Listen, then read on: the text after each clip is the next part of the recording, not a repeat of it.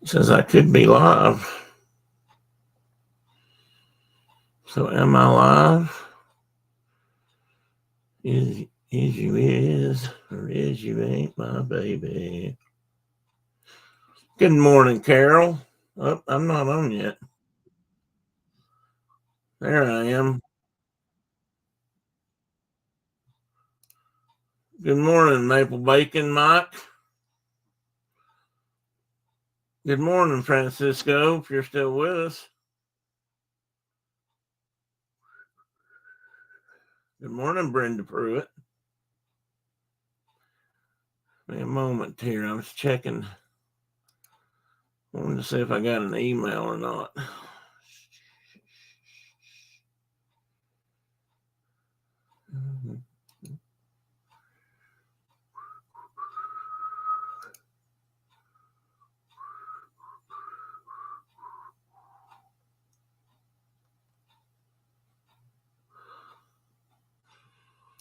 Well, I have no word. I do not know. Okay, so while I'm mumbling about it, I don't know if Marcus is going to be here today.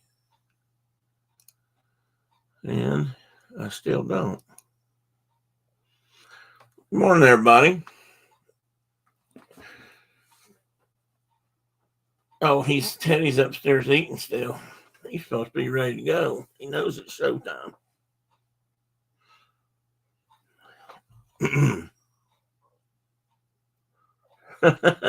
He's up your what?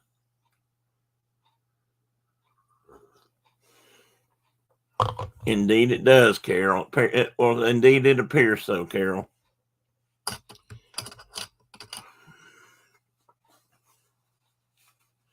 And you picked up on that quick, so Carol wins the donut today. Mike, give Carol the donut you got for her.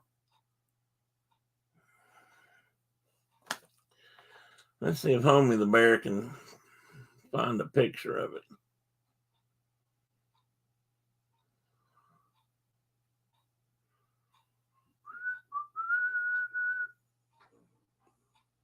Yes, Carol, that is the one. The one with the red door. Or explain that a little bit later, but the red door it's not on the house itself. It's on the law office outside. Former law office. Oh, what am I looking for? I'm having trouble transferring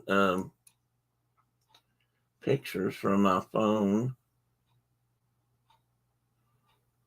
to my computer this morning. I don't know if I got any or not, so bear with me here. I think I'm going to have to email them.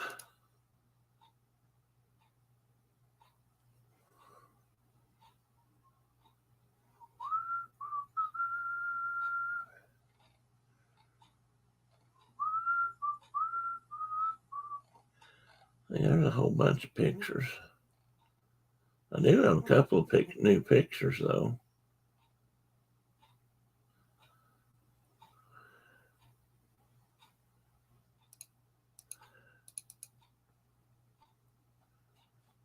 Such as this one. Let me see if I can present this one, guys.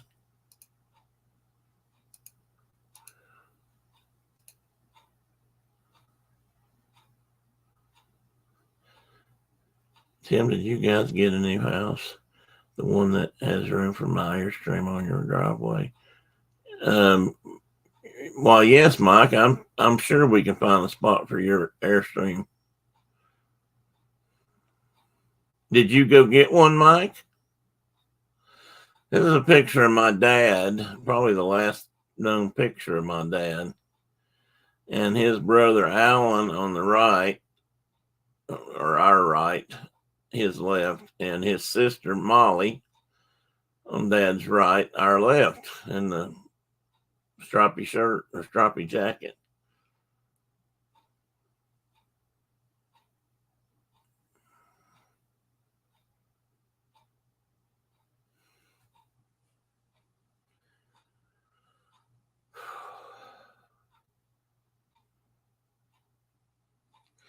So anyway, I don't have any other ones that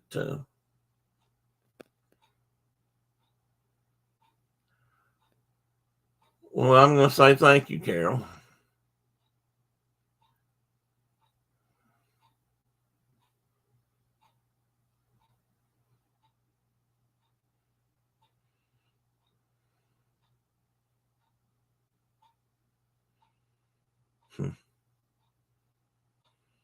Yeah, I miss my dad.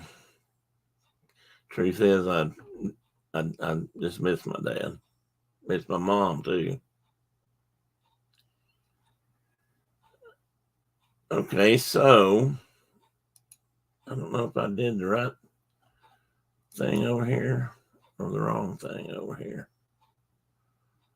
We got some other family photos when we were down. We visited. I have an aunt. The house we bought or we're buying is located east of here, about 50 miles or so.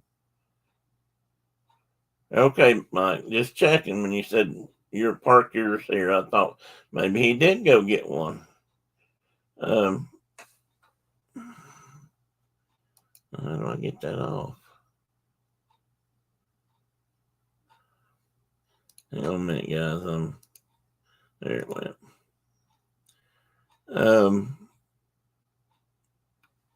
Don't know if Mark will be here today while I'm thinking about it. I mean, it would come up eventually, but he was sick yesterday, and I went ahead and sent him a link.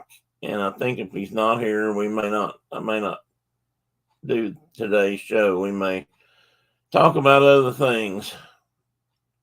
And if Brenda can stay awake, we can talk about the house a little bit. And I can I can put up some more photos, I think.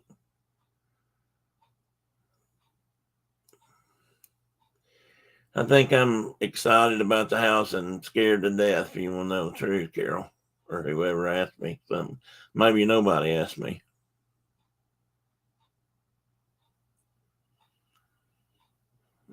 We got a lot of packing to do. That in itself scares the hell out of me. I packed 2 boxes of books this morning. And I hate putting books in boxes. I mean, it's like shutting them up, and I don't know. It don't feel right. It's like burying them or something. It's like putting them in the dark, and books don't belong in the dark. Tim, I understand your feelings. Buying a house is kind of like in marriage. You go through the same. You're probably right, Mike. It's been a long time since I did that, but you're probably right.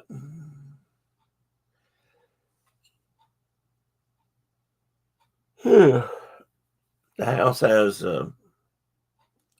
fortunately, we haven't even begun to. I mean, it's not.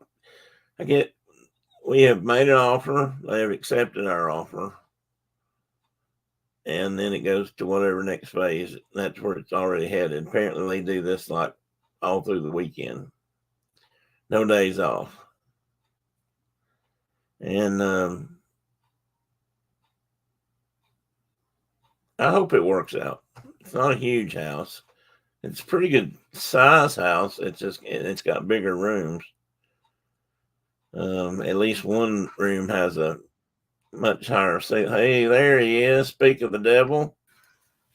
Good morning. Howdy. How's the sick boy today? Oh, better than yesterday. Well, that's good. Which I thought was Saturday when I contacted you. Told you I wasn't going to be on. My wife was later in the morning said, "This is Friday. This is not Saturday." I was like, I couldn't even. Anyway. That's what wives are for. What? I said that's what wives are for.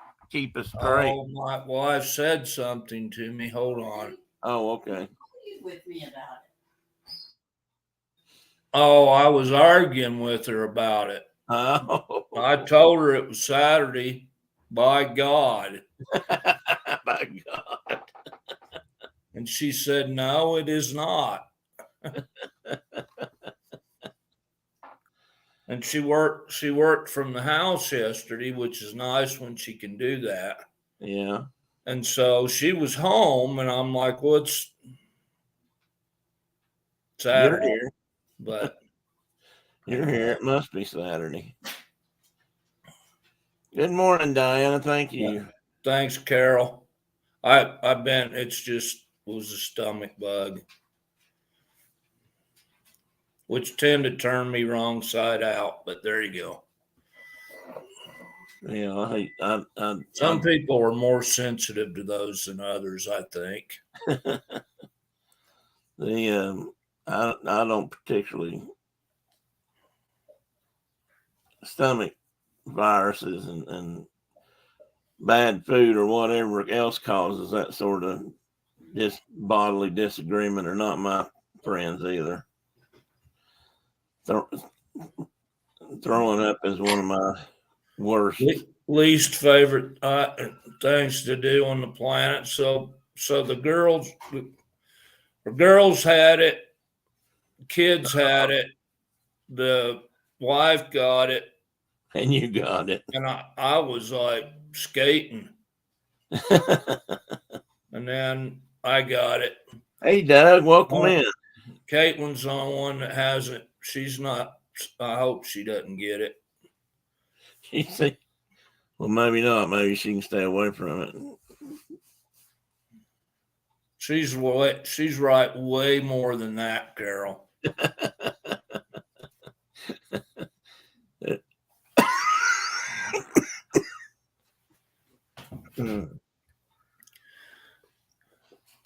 But I'm probably gonna jet out of here early today. I got to go to town, pick up a bunch of feed and stuff. So okay, we got company coming, and I got to get some stuff done. But I'll be on as long as I can. all right.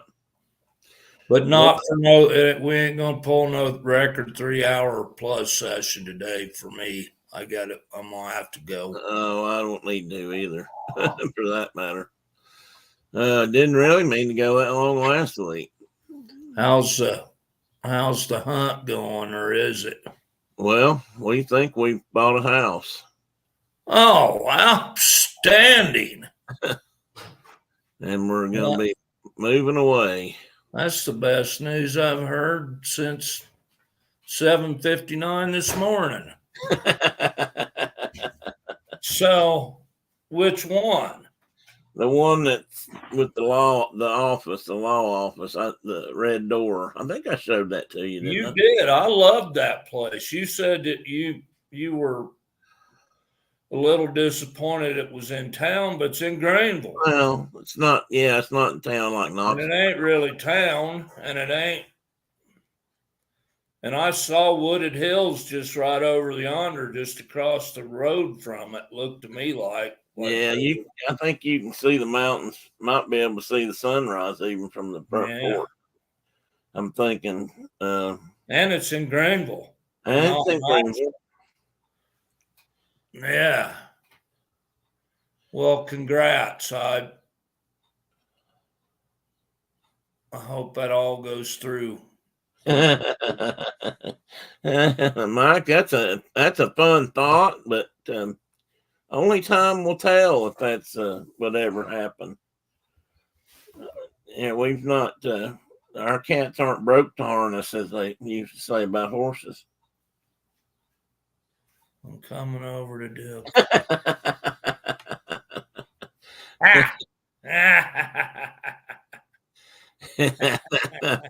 Mike, I can't wait for that to happen. And Mike, it'll be much easier to get to, easier to locate, prettier country. Yeah, it is prettier country. Closer to family if you want to look at it that way. Well, you'll be further from the girls, but closer to further from the girls. Closer to homeland, certainly. Certainly, yeah. How far is it from Greenville to Jonesboro? 30 miles, or is it even that? And I don't know if it's even that far. It takes you about 20 minutes. I mean, nowadays it's. I mean, let me It pull out. used to be that seemed like a long drive, but that was when I was a kid. Yeah, that was before you lived in Wyoming, where everything's a long drive. Exactly. Let's see here a minute. Well, when you start pulling it up on a map, it looks further away than it did before.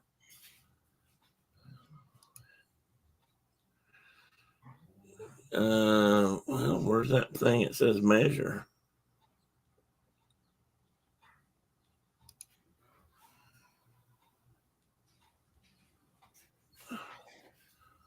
Well, heck. So if I was to find some photographs of that place to show my bride, Yeah. where do I go? Um, Or are they even available anymore? You had a whole bunch of cool photos of it. there's yeah. In fact, I was going to open that up here in a minute. And I'll give you the address when I do. You know, I'll print it on the screen. You can copy it or paste it, whatever.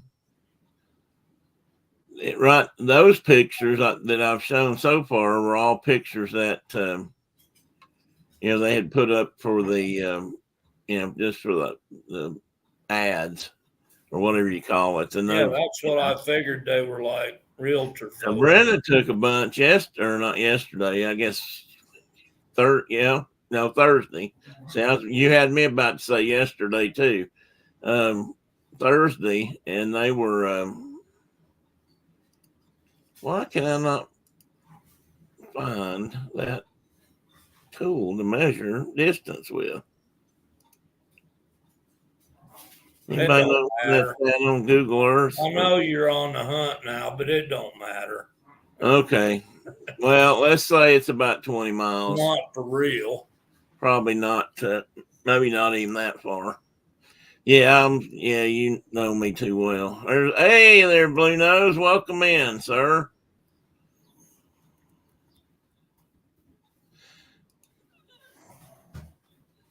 Yeah, the property, Mike, if it was all yard, it would have.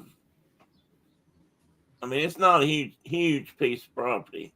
That's, I guess, my only regret would be that it didn't come with 40 acres with a hill in the back to shoot into. But Brenda's saying it's 30 minutes from John's. I think she meant city. It came out Jonesboro. Yeah, that's about 30 minutes. It doesn't seem, to me nowadays, it doesn't seem to take that long. Even to me, that used to seem like a really long trip down from Johnson City or Jonesboro to Greenville, but it's not really that far. We could always build a garage and put a shooting range in. We'll have to give that some serious thought, Mike. I'm thinking about getting it. It's an old enough house. I could try to find me a. Well, no, we could just get BB guns or pellet guns and set up a trap inside the house to shoot at like they used to do. I've actually got a rifle here that was kind of designed for that. They used to do what they call parlor shooting with a little bitty 22 caliber BB shot, kind of a cartridge. It was. I doubt it would break the skin if it hit somebody, but they used to shoot them in the house, and they would shoot at targets for, I guess, party games or something. I don't know exactly, but they were actually for the indoors. And So it's only like 19 miles between Jonesboro and Greenville. okay, well, according to the Googly Earth. So I said about 20, so I was close. Yeah. And it depends. I mean, there's a little bit of traffic up there, but Mark's right. Compared to Knoxville, there's nothing. It's traffic jams are a whole different order of magnitude up there or down here compared to there. Plus, you'll be right there on the Chucky. You could go catch a smallmouth bass. You could go catch a big old catfish. You could. Mike, I don't know if you mean the new house. I'm not sure. I have to check on that kind of information. I've not plotted all that out yet. I haven't mapped. I haven't been able to map all that stuff. Not as close. Maybe not as close as we are here because there's one right around the corner, but almost literally. But I was trying to see if I could pull that up. I can give you his name, Mike, if you'd like. That might not be a bad idea. I can see that I obviously missed out on some of the important questions I should have been asking. Brenda says she can't wait to see. Yeah, she thinks the gardens are going to look. Of course, a lot of that has to do with her. The gardens are going to look really nice. Oh, I bet they're going to be gorgeous. There's some out front along the street, and some around around the little house has got some. She probably paid more attention to that than I did. I was interested in well, this might sound silly, but the house is wired for probably some kind of high speed internet. I'm not sure exactly. The real estate guy said they just spent a lot of money in Greenville putting in fiber optics, so it ought to be pretty quick internet. So we'll see. When Walter comes over, Brenda, he'll help you dig up plants you don't want. And bring him on down, Mike. Bring him on down. Oh, Brenda just got through saying if it's too far from the donut shop, we might not buy it. So we may back out, guys. This all might be premature. Over a donut? I'm just, going along with what Mike's thoughts are. No, I think it's a done deal. I mean, well, he can go swimming in the cement pond, Mike, if he wants to. I think it's going to be fantastic for you to have that swimming hole out the back door. I hope so. It should help me a lot. I know that water is the one place where I'm able to do more movement than I am anywhere else, and I'm determined to get more mobile. Bring Walter some floaties. I bet Walter don't need floaties. I bet Walter, Brenda, I can't remember how to. Mark asked me about where he can see pictures from Sean, and I can't even remember how to get there either.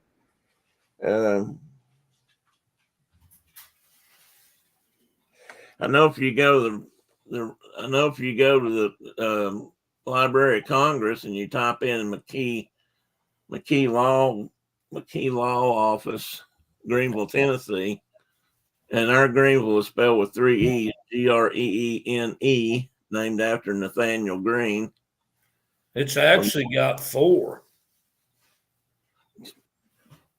Mark is correct. If you really want to get technical, yeah, it does have 4. Greene, Ville, ending with an E. So it does have 4. You're right.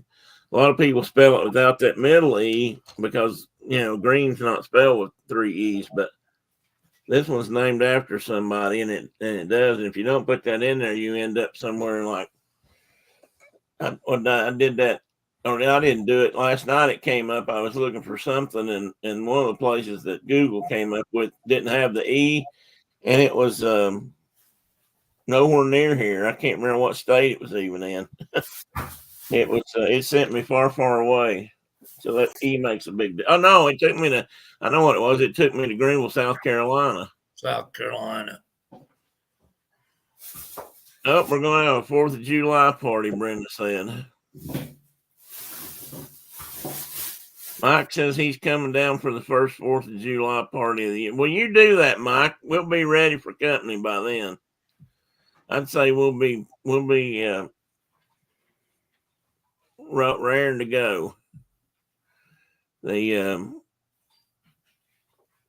got to find out what all I can do to the office. I'm wanting to put some more bookshelves in it and paint it probably. And there's a couple of places on the door that need to be fixed. The front door right now is screwed shut, so nobody. Potluck, sure, Chris. You probably, yeah. I mean, of course, we'll supply some of the main ingredients, but by all means, bring what you like. We'll put it on the table and share it. We'll do it country, old-fashioned country style. So they're not. I assume they got rules and regulations on that historic building. Well, that's what I got to find out just exactly what is Like and what you isn't. can maybe do internal stuff, but not external, or That's what I'm thinking. I don't. I hope I can do a little bit of external work as long as it stays original. I think you can't. We should be able to. yeah. We stick to all the usual stuff. It doesn't appear. Looking around in it the other day, it doesn't appear to be leaking. The roof's not leaking. I don't think anybody's used the law office part in a long time. Obviously not for what it was built for, but just for anything. And I know, for example, they've got new locks on the door, like a bolt. What do you call it? Like modern. Yeah, modern locks. So I know they've allowed them to do that. So I don't think that's going to be a big deal. I was standing. I think this is cool. Ain't nobody else might, but I think this is cool. I was standing in the what'll probably be the living room, looking out in towards one of the front rooms, which could be a bedroom. We're not sure yet exactly how things are going to be arranged. And through the window, and I was looking outside through the window at an angle and at 15, 20 feet away from it. And I realized that the glass in it is very old glass. It's leaded. Looks like it's rain. It looks like the glass is running down the hill. Down gravity is doing it. So I thought that was really cool. Now there's some new glass in it in places, and they have put on the house, and they have put some. They put some newer windows in part of the house. So I don't know, but I don't want to. I don't want to lose that. What did Carol say? Chris Tillenberry moving into a cool 1860s house. Somebody said they love the front porch view. Yeah, the Mike, the front porch view from the porch going away. There, Brenda posted a link. I guess that's what that is. Pop sugar. That ain't pictures of the house. That's a unicorn. Oh, I saw that after I'd said it. Well, there you go. Brenda's going to have a big unicorn float in the pool. She's already told me. Oh my God, Carol, how much is that unicorn? Oh, Carol posted that. I thought Brenda posted it. Sorry, Carol. Sorry, Brenda. She's already talked about that, Carol. She told me coming home, well, either yesterday or coming home Thursday when we drove back down from up there, that she was going to buy a big unicorn float because she said she'd have to have one. Oh, Chris is in an 1890s house. Cool. I did not know that. Hey, Tina McNeil. Good morning. Good morning, Chuck. Good morning, Danny. Oh!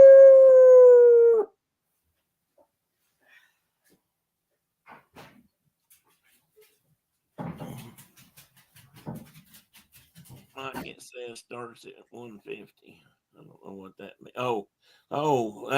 We're not paying $150 for a unicorn float. Brenda will have to do without. That ain't gonna happen. Yeah, the actual house, I think, is 1930. And I told somebody it was an 1830 house because I looked at something And I thought it said that, but that's when the law office outside was built, I think. So when you get right down to the time scale, the timeline of things, that's not. Tennessee became a state in 1796 or 7, I think.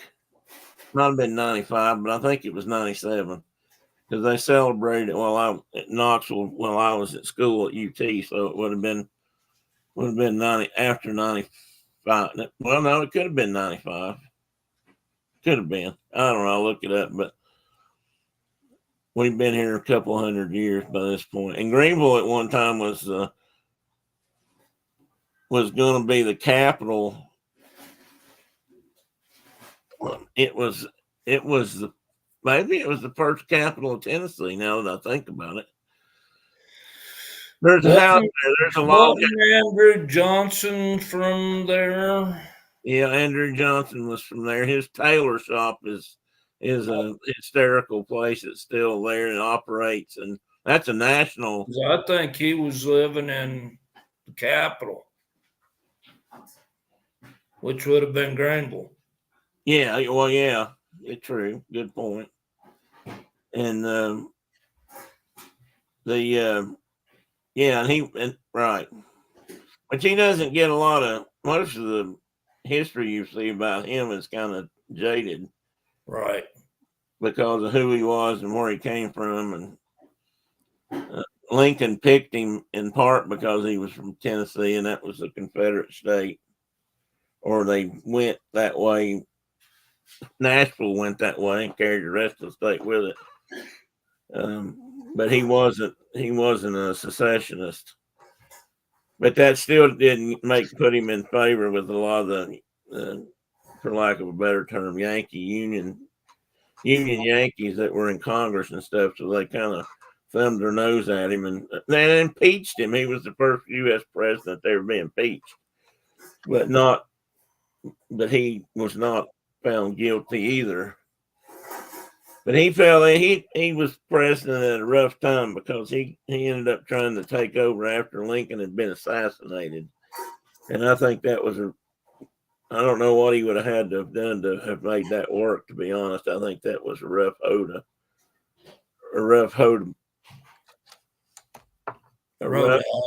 row to hoe to begin with. I'll get it out here in a minute. Okay, Carol. She's going to go change the laundry.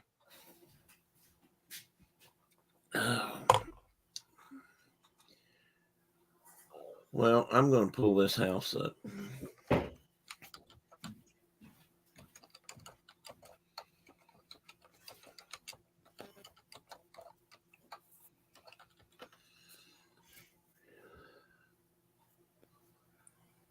Homes for sale.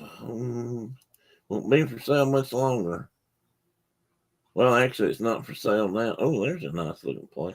I'll tell you what, guys, this has been an experience in two things I'll have to say. One, I'm not sure how much time is enough time to really find a place these days, especially if you're in the sense of whether or not you can afford it. And I'll just be perfectly honest with you. Affording it was a part of the problem. I mean, being able to afford anything right now is part of the problem. And this house, actually, well, I thought was expensive. No. Wait, hang on. It's making me do my...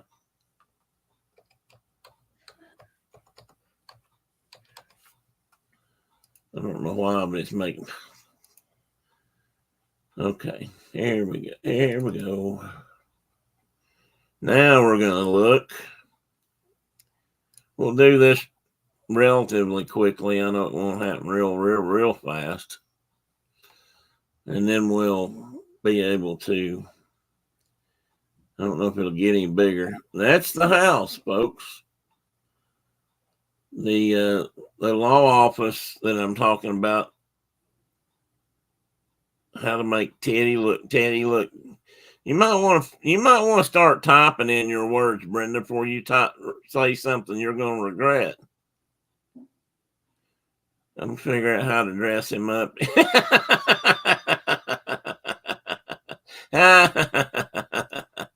Brenda says, I'm going to figure out how to dress him in either 1830s clothes or Art Deco clothing. And Tina asks a really good question. Brenda, do you mean Tim or Teddy?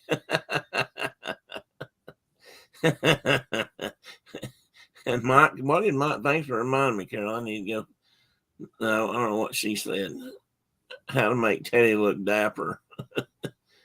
A dapper Teddy might be harder than a dapper Tim. I'll be honest with you. And a dapper Tim's not going to be easy. I'll tell you that right now. Anyway, that's the hysterical sign hanging out there. That white sign that looks like it's leaning in this picture. And those are some of the gardens that Brenda's talking about. They're flower beds out here along the street. But if you get up in the yard, there's a lot more that need tending. Around that building, there's some roses I remember seeing and some other things. And we'll just have to take a look. The building has 4 windows in it. One on the back, one on this side, and 2 on the McKee Street side, which is an interesting thing.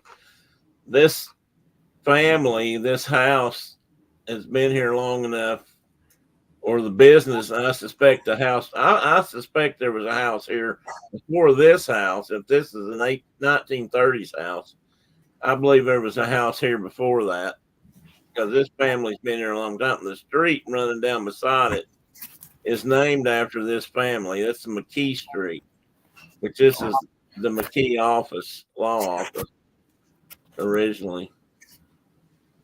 Mark went to darkness. And I must have taped over his camera. Yeah, Brenda can dress me up in 1830. She used to make me 1820 to 1845 type clothes anyway. So, although they may not be lawyer kind of dapper. So we're going to have to figure out what we're going to put on. Teddy and I are going to have to hang our shingle, which may have to be around here, so it's not visible from the street. But I'm going to hang out something out here and put this building back on the map. Yeah, it is the Armitage and McKee, but McKee was there first. And the street's named after McKee. The street here in the front is Irish Street, North Irish, which I thought, after I realized that, I thought, well, that's pretty damn unique and apropos. So we got a couple of things that, if you believe in that sort of signs and things, maybe it was pointing us this way. I don't know. You guys never knew my mother, but my mother always said I was born 200 years too late. So maybe this is also part of that.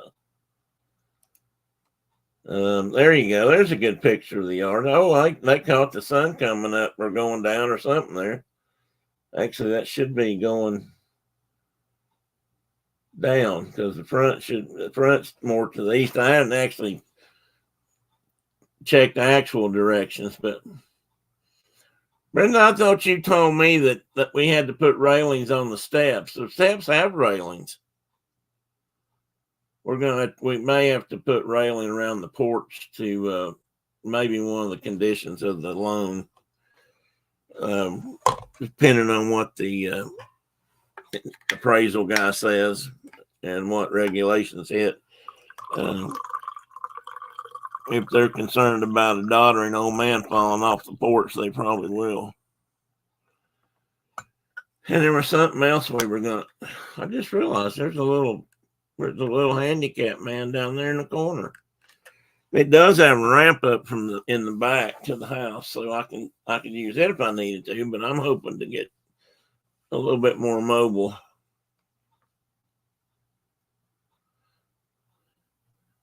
Back to our heritage. That's true, Brenda.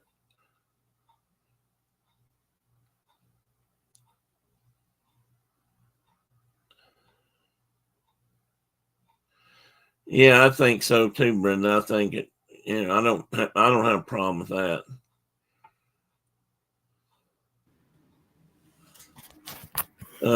There he is.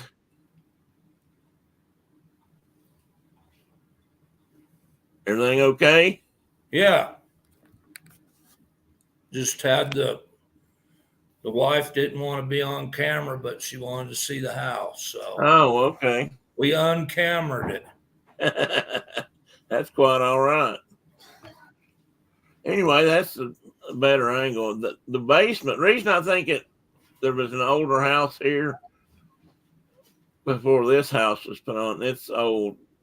You know, Mark, this house has a lot of things that put me in mind of your house a little bit. Not So quite. it's 100 years younger than the law office. Yes, this house is, but Exactly. when you get down, I think I'll see if there's pictures here. There it is from above. There's the pool. I'll bet you there was an old house there before. It's got a gazebo or gazebo. We used to call them gazebos at work.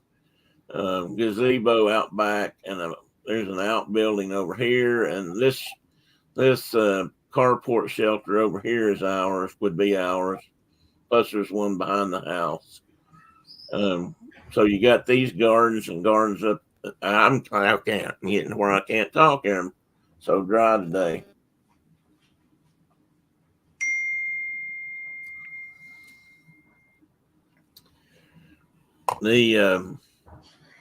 Anyway, I'm bump on through here. That's right. You can park a horse trailer right there by the gazebo. Yeah, I think so. Near the pool, Mike. There's some kind of critter on top of the gazebo too. I don't know if it'll show up in this or not. Well, there's the dimensions of the lot. So it's not huge. It's a little bit under an acre. And that's one side of the house. Got a lot of porches. There's this porch, and then there's one out back or out on the other side, and the one out front. And actually, it's quite pretty with all the green and plants. This sidewalk right here along the porch in the house, brick. It's old brick. Bricks look like they're probably at least as old as the law offices. I'm going to have that smoothed out some. That's one of the things we'll probably have to do sooner than later because that's hard for me to walk on. It's very uneven. So I wouldn't change the bricks or anything, but I want to get it leveled out. And it's just, weather and cold and warm and all that kind of crap has made it a little bit of a bricky roller coaster. That's from a whole different angle, as you can see. And there's the ramp right there that comes up out of this cover parking area. We share a driveway. This driveway, it's easier to come in from the right. And they've paved their side of the driveway and they maintain that. I can see this getting paved eventually. Because I would like to have it paved, just because it's easier to park on and ride a motorcycle on. Walter be the same as a small pony. What are we doing? Saddling up? We saddling up, Walter? You could probably put one of these tiny ponies in the Airstream. They're going to have an Airstream full of dogs. You just wait and see. I wish that brick building right there, that brick building was ours, but it won't be. And just some different angles. I think there's some pictures here that show. The reason I think it's an older house was there is a lot of the foundation and stuff is still there. And some of it is really good craftsman type stonework. And with just rough stones and quarried stones, not bricks and blocks and that kind of thing. and it's really neat. And I didn't go down in there the other day to see, but I think there's pictures right here that show it, because I saw it here before we went there. I don't know why the door's red either. I'm gonna find out why the door is red. Perhaps this was an office of ill repute at one time. I don't know. Towards the end of things. Oh, there was the sign. It makes it look cool. I think I like that color. I do too. Yeah, I don't want to change it. I'm going to leave it red. I'm almost wondering why that's red and nothing else on the house is. That I'm sure there was a reason. But I doubt it's what you said. Well, I doubt that too, but you know, it probably was just an advertisement or something like go until you see the little brick building with the red door. Yeah, I'm sure it was. See, it says on this sign, McKee Home and Law Office. And this does say built in 1860 or 50 or something. Well, obviously there's discrepancies on where you read. This may be more correct. Instead of 1830s, it might be. So what's the dimensions on that building, just roughly?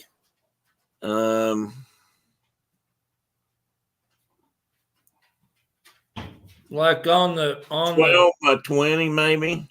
12 by 20. Okay. Maybe. It's close to that. It's actually split. There's actually two office areas, and there's a half wall inside that has the fireplace. I see the chimney. Yeah. That chimney comes down to a double fireplace. So it had 2 rooms in it. Had 2 rooms in it that you could just walk through. I figured the front room.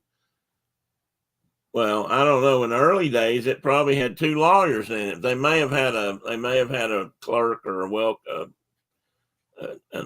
a secretary. I don't know what they would have called it back then, receptionist.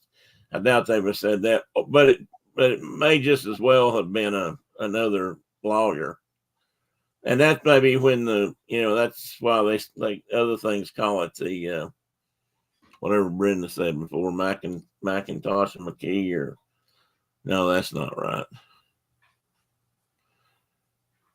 Did John come in? Hey, John. Good morning, Surf Bum. This is Realtor 101 stream, John, but I need to speed up because I got an exciting show today. I need to get to it. I'll run through. Here's the other. It's got chimneys on both sides of the house. It still has fireplaces. It has a couple of, and it has central heat and air. But it has a couple of gas fireplaces in the house and out here in the law office, which I think are really cool.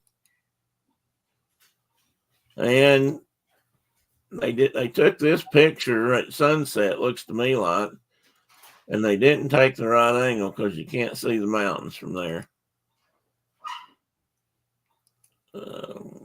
Can't see them from there either. But I stepped out on the porch and I saw the mountains, and that made all the world. This is probably going to be the dining room area. It's just outside the kitchen. That front room with the fire in it right there will be the living room. This has got these cabinets are built in. One thing we're probably going to add is overhead lights in the building. It's got fans in the house. Almost every room's got a ceiling fan, but none of them have light fixtures attached. And I know these are Hunter fans, and I know you can attach a light fixture beneath them. And this is built back when everything was a floor lamp or a pole lamp or table lamps. And I don't know sometimes I prefer that. So this could go on and off, but I'm a light guy. If I'm going to be doing eating or reading or something like that, I like to have the lights on and then turn them off, rather than just not have them at all. Brenda likes to have things in the dark a lot, but And this room is will be the living room. That's the front door. Fireplace here on this side. You can just see the edge of it. There you go. Now they've used a wide angle lens to take these pictures, but these are pretty good sized rooms. They're not huge, but they're bigger than probably the normal rooms in this house. Not probably by a fair shake, actually. In this room, I didn't know this till we were there looking. This room has 10-foot. No, wait a minute. Is it this room or the other one? We go back to the dining room. No, the living room has 10-foot ceilings. So this room's got a high ceiling, but that's the only one, right, Brenda? Armitage, yes, thank you. There's a front section that Teddy can sit in so he can he can announce whoever wants to come in and see Tim. That's right. He'll announce that by coming running back to the back and saying, "Oh, oh!" rattling the. It'd be like Jim Cheese Cat coming through the door and rattling the cat door when there's danger outside. Anyway, this is the part of they've remodeled the bathroom. This bathroom at some point put down new tile. It's a Jack and Jill bathroom, Mark, a lot like yours, but it's got this new shower and new facilities in it. They've redone it, but it does service 2 rooms or 2 sides. That guy even called it a Jack and Jill. Got this laundry room area, and this is what Brenda calls the water closet. The water closet. It's sort of a half bath back here, and they've just got a curtain over it. I don't know if we'll put a door on that or what, but I don't know. There may not be room for a door. I thought about that last night. It's not very private for a bathroom, but it is what it is. Of course, 90% of the time it'll just be being Brenda anyway. So this is Brenda's sewing room. I thought, no, wait a minute. No, this is this one end of it, Brenda? Or am I in the wrong room? What doesn't look right? There's some shelves in there somewhere. Oh, there it is. This is it. I guess this is it. Something don't look right. There's a room out back. It's got a lot. That was it. It's off the kitchen. It's got lots of windows and glass, and that's where she's going to put her sewing gear. It's got relatively new refrigerator and a dishwasher and that kind of stuff. And you can see they've retiled this floor too.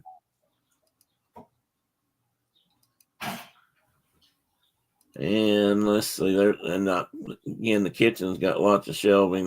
We like that. It's got nice glass front cabinets. And then it's got this porch out the side that's just screened in. I didn't notice that. Look at that big old heater. That heater's been there probably as long as the house has been there. Or at least it looks old.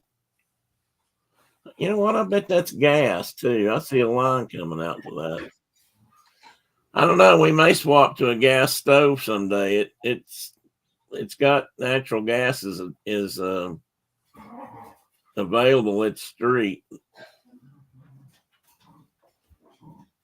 Well, I mean, it's connected to gas. It doesn't have I'm surprised it doesn't have a gas stove in it. This is inside the law office, Mark. See the split and the 2 chimneys, and it's got. You showed me those the other day. Oh, okay. It needs some painting and cleaning up. That's why I said I don't think this has been used in a while, or actually. And by used, I mean anybody's had anything in it. This has gas logs in it too. So that's probably I'll use that. These are a lot of the fireplaces in it that are still not changed. They don't have an insert or logs in them. Look to me like they were probably coal fireplaces. Like this one, it's shallow, and usually that was because they burn coal in them instead of logs. Yeah. And which may sound strange, but I think that'd be kind of neat. And there's something I know it's probably a repelling thought when if everybody in town's heating with coal, it probably tends to leave a dark pall over the town. But there's something unique about stepping out of your house or being outside working early, like at sun up, and you smell that whiff of coal smoke that somebody's fired up their furnace or their fireplace, or you know what I'm talking about. And oh yeah, I grew up with that smell because my grandparents heated with coal, and it's just kind of so did mine, and we sure burned a lot of coal. Mark, or let me read what John said here. I don't get a chance to go to the Devils game tonight. And John, oh, you're going to go to the outside. Oh, cool, John. 8 inches of snow last night will be a mess up there. Not going. Oh, you're not going to go. Okay. Well, I'll have to get that snow off. I mean, snow's not any good for skating, for that kind of. Come on in, buddy. Come here. You want to talk about the new house, or are you not going to talk about it yet? He's not. He's still not too sure. If he really knew what was going on, he'd be really unsure. He and Chloe, believe it or not, he and Chloe have never eaten outside of the room they eat. They eat in the same room every day, and they have since they were here. So it's been a while. All right, I'm going to get my other show up here, but that's the house, guys. That's so when you close on it, huh? When you close. Well, if everything goes on through, such as the inspections and whatnot, we could close on it. It's set up to close on the 18th of March, so not that far away. So how's that work with the leaving that place? Perfect, because that'll let us start moving in, and we can be out of here before. Maybe even before time's up, if you will. Right. So, you want to say hi to anybody on here? Like Carol, look up here. Oh, yeah, there you go. Look at the camera. Good boy.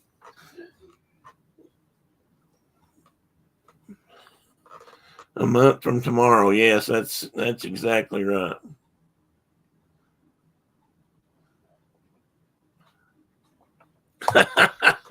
Florida Devils fans, Florida fans, both in the snow and the stands. Disaster. I bet you're right there, Mike. Okay, if you're not going to say anything. But anyway, let's do a show. I got a show today that was made special for Mark. But I ain't going to be here very long, so. I know. That's why I got to get it started. If we don't get all the way through it, we'll finish it next week or something. If you weren't here, I was going to keep it, and now I can't think what I'm doing. You know what? Okay, I closed it accidentally.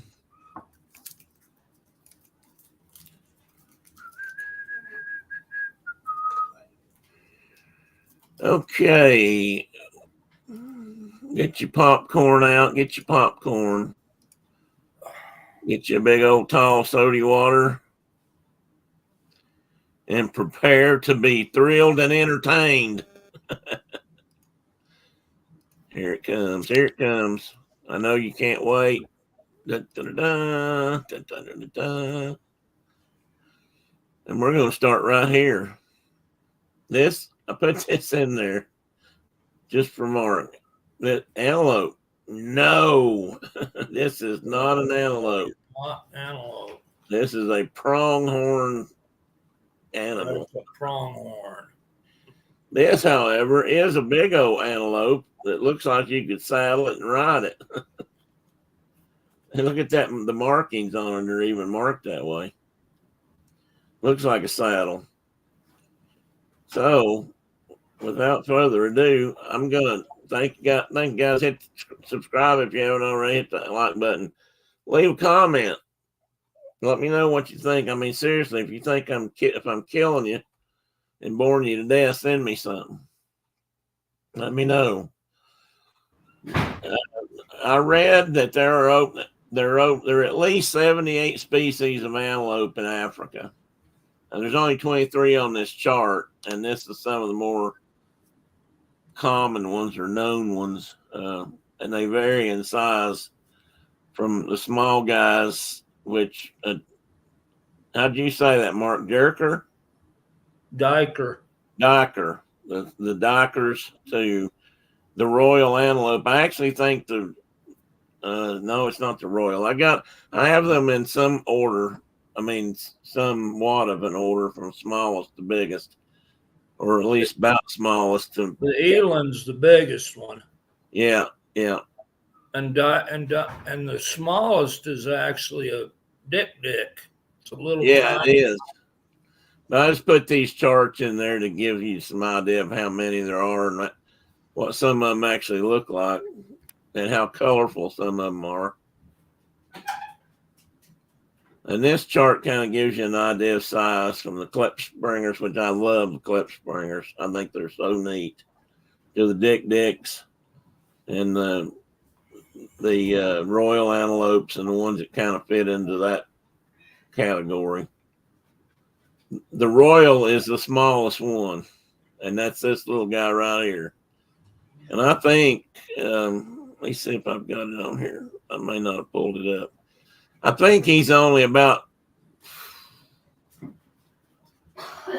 I started to say 47 centimeters high, but that may be too much. They're this big. I had Yeah. one of my biologists got the opportunity to go to Africa and work with dicks. Oh, okay. With the University of Wyoming. And they're like the size of a jackrabbit.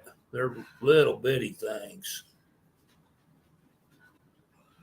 Yeah, they're tiny. I wondered if this one, since it's called a royal, got its name. Look how the antlers, or horns rather, are marked on its Look how the horns are marked. They're striped up through here. It's kind of neat looking. And I just wonder, because you never know how something got its name. And this is Bates pygmy antelope. And I put a couple of drawings like this one here because I thought they were really well done. And somewhere, I'm sure, I thought I put the dates on them, and I don't see that, so it didn't show up for some reason. Oh, you know what? I bet if I had this up, I might have it. Oop. Nope, I didn't put it in. Anyway, that's the Bates, and since they all look somewhat similar, I tried to put faces because their faces are very unique, and their ears are very unique and kind of important for several reasons. Obviously, to hear predators, but also to help with cooling and other things. There's some of these guys that have huge ears. This is a Sunni. It's another one of this family or group of small deer, but we're moving up in scale a little bit at a time. Look how the horns are all ringed. I mean, they're all like that pretty much, which goats and things are too. Here's a dick. Now, I wrote down these names because this is some of the dicks they had listed as, there's Cavendishes, there's the silver dick, a Gunther's dicks, Salt's dick. This is a Damara or Damara, probably Damara dick. And seeing it like that, they look big, but these are little bitty guys. Nothing big about these.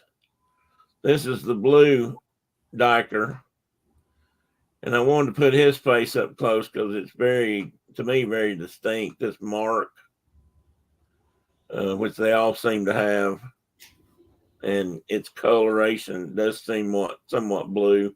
The nose is different looking to me than like a deer's nose or something. Got big old eyes too. Most of these little guys feed at some level, and in some places. Here's the Klep Springers. I got several sides of these guys because I just think they're cooler than hell. And there's several different subspecies of these guys too. I just put general pictures of these because they didn't always distinguish which ones were which. And Mark, now tell me something. Do you call these guys goats, nannies? They call them bulls or bucks or? I don't know. I don't know what they use for. I think they call, like when they're talking Impala, for instance, they call the males rams. Oh, okay. I didn't know that. And I don't know if that makes the female a ewe, But or if they call them something else. They have their own terminologies for some of that. So I don't know. Well, I know when you get up to the bigger ones like the elands, I believe they use the word bull. So I assume they're using cows, but I don't know that it seems to vary, and it's not like here. I mean, of course, we have bulls and cows. I mean, we do the same thing. We do bulls with elk and bucks with deer. Yeah, and they're both cervids. Right. So anyway, I thought these were good pictures. I thought this was a really good picture of this boy deer. Let's just say, and this little one is just. But they're not deer. No. Did I say that? Yeah. I'm sorry. Antelope. They're antelope, and they're special antelope to me. They're Klep Springers, and if you don't know anything about them, look them up. I first saw these guys at one of the zoos, might have been the Columbus Zoo, because I know they have a bunch of them. And I watched them climb around. And none of these pictures really show it well, but this one does. See how this guy's standing up on his toes? Well, they have very special toes. And this picture kind of shows it. Look at their feet compared to, a deer's foot, which is hooved. They have a hoof. It's a cloven, I guess you could call it, or split. But these guys have very, I don't know if you use the word tactile. They have these little toes they have here are very, very good on rocks. And I got another picture in a minute. And I'm going to read this to you. It says, Klep Springers walk on the tips of their toes. Primarily, they're browsers. They don't really eat grass. They try to stay out of tall grass because they can't see. And they, as this will say, they like young plants, fruits, and flowers. Grasses are eaten at sometimes during the wet season, but they're a portion of their diet. They don't eat it a lot. Some plants, such as this type, which I'm not sure what that is, Velosia. I don't know. Maybe preferred occasionally. And the Klep Springer depend mainly on succulent plants and not water bodies to meet their water requirements. So these little guys stay away from the water holes if they can. They get their food out or the water out of the plants they eat, and they stay away from watering holes. And they tend to stay in rocky areas like that. And here's why. Okay, there's a really good picture of their toes. See how they stand up on their toes? Now look how they stand on this almost perpendicular rock over here. And if you don't remember from the other show, this is a painted dog or an African wild dog. And they're trying, there's a whole, what you don't see in this photo is there's about 8 or 10 of them around this rock waiting for one of them to fall off. And there's 3 or 4 on top of the rock trying to get down to them. And this is as close as they ever got. And there's a video of this. I highly recommend you go watch it to see just how these guys are able to avoid predation. Now, I'm sure they don't always manage to do that, but this is why they stay in the rocks, because they can do this kind of thing better than just about any other. I mean, there's some animals that navigate rocks extremely well. I'm not sure there's anything that can do it any better than these guys. but they can climb and jump all around these things on their tippy toes. Just a little information about the klipspringer. You got anything? I just saw a pretty cool video of a grizzly bear falling to his death chasing a mountain goat. Really? I don't know if it was up in Glacier.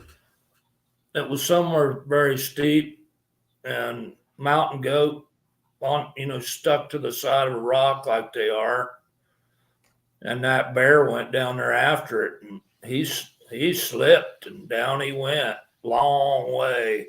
Oh my! That's that's what was happening here. This, like I said, this dog is as close as they could get. And what I thought was one of the things I thought was really cool by watching this video, and you can find this by if you just type in klipspringer African wild dogs, this video will come up. I about guarantee you. But what I thought was interesting was these guys, these antelope klipspringers. I mean, it's like they know they're just out of reach. They did not even seem the least bit nervous or frightened at this point. They just stood stone still, other than the fact they were standing very still. But this guy, I mean, they didn't seem to be showing any panic of any kind. Those two in the back, which is probably the female and their yearling calf or whatever they call it, fawn, they just stood there, and it was just kind of like, well, when this gets over with, we'll go on back home or something. And eventually the dogs gave up and left. They just quit. And I don't know how, if I was a klipspringer, I believe I would have stayed on that rock for, a day or two to make sure they were gone. Because, those dogs are pretty smart. They may be waiting on the other side till you come back, but for you to come off the rock. But they couldn't get to them. And pretty fascinating little piece of video. And you can see how these dogs, I mean, they work together normally when they're hunting, and you could see kind of how they were working. And this back corner where the tree is back in here, which I've lost my cursor again, this tree was pretty steep back in here, but one of the dogs actually climbed up, kind of using the tree to get up here and help on the top. But like I said, they never moved. Next in line was this Cape Greisbach or Greisbach. I'm not sure how they say that either. Some of these words don't fit my mouth very well. Grisbach. Interesting little horns. And I read something else about most of these guys. In fact, not just these little guys, but they said some of these guys they may look small, but you get them cornered, and they use these horns and with extreme efficiency. I mean, look at them, they're pointy, they're needle sharp, and they come straight up out of their heads pretty much on these guys, the little ones, and they can just rip something's belly open if they have to. But they're just pretty neat. And you can get here's a good example of the ears on this one and how big they are, and there's a couple that are even bigger. Look at this one at the top. It's got this unique pattern in it too, which may be common to all of them. I mean, a different pattern, kind of like a whale's type flukes. And I can't see the chat, Mark, so if somebody says something most interesting, let me know. Okay, and then I moved kind of the opposite way, and I meant to flip this over, and I realized last night that I didn't, but who cares? This is the biggest of them all. This is the giant eland, and look at those horns. I mean, he's got some. Those things are huge at the base. I don't know how long they actually are, but this is a big guy. This guy's bull elk size, I would say, at least. I'm not sure exactly. Yeah, they're bigger than elk. Are they? That by probably 400 or 500 pounds bigger than elk. Wow. That's a giant animal. This thing's as big as a rodeo bull. Oh, okay. Well, that makes sense. Anyway, these are some big guys. These and I, the pattern on them is cool because I think it blends with where they hang out and hide. You'd think sometimes it just would show up, but it's amazing how they can hide in brush or the right kind of grass and just blend in completely. Next slide. And that's the common eland. See, it's a little smaller. The horns are a little different, not quite as tall, but they got that unique twist in them, which is fairly common with these big guys to have some level of twist in the horns. If I say antlers, forgive me, I mean horns.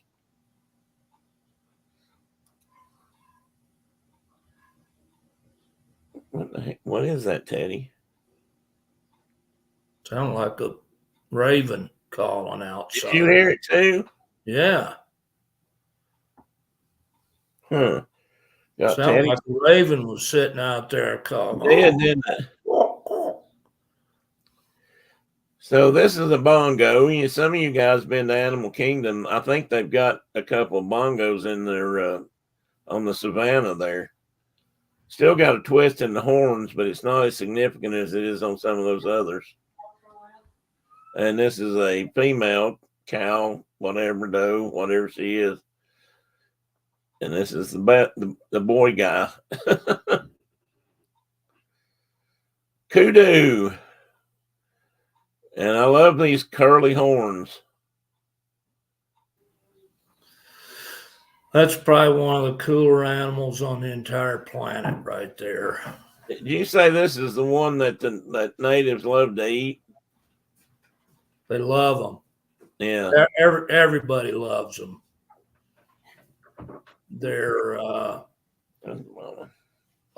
several of those species of antelope are almost not fit to eat, like a tofu, something like that. They're just not. They've got their